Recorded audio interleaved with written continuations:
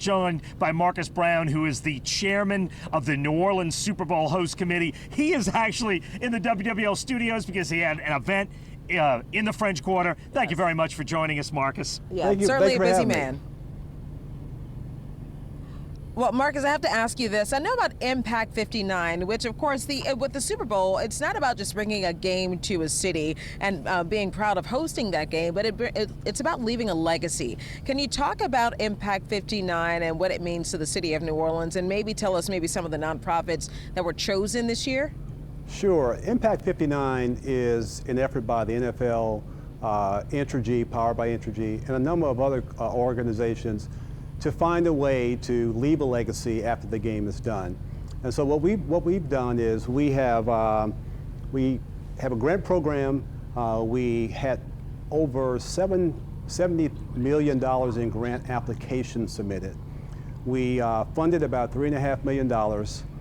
Those grants range from $25,000 to $250,000. And those programs really are a way to fund the community organizations that are really doing the work. So if you want to have a long-lasting impact, those organizations that are already doing the tough work in the neighborhoods, in the communities across our region, across 10 parishes, we funded organizations. And somebody mentioned earlier, Big Brothers and Big Sisters. That's one of the organizations that we actually funded. They had not been in New Orleans for a while. They just returned. We're excited about that. So it's going to be a great legacy program, we believe, for not only for the participants, but for the city as a whole. You know what? That's why hosting the Super Bowl is so much, again, bigger than that game. Can you name some of the other organizations that are here that are possibly being impacted by Impact 59? Sure. When you first of all, United Way. United Way has been a big part of that program, because United Way has helped us sift through the number of applications that have been put into place in an attempt to get those grant applications funded. And we had a huge program recently where we had all of those grant recipients present. There's a list of I think it's about 60. And we're proud of that. We're proud of that funding. We're proud of the fact that we've got all those people who are going to be able to utilize those funds to make a difference.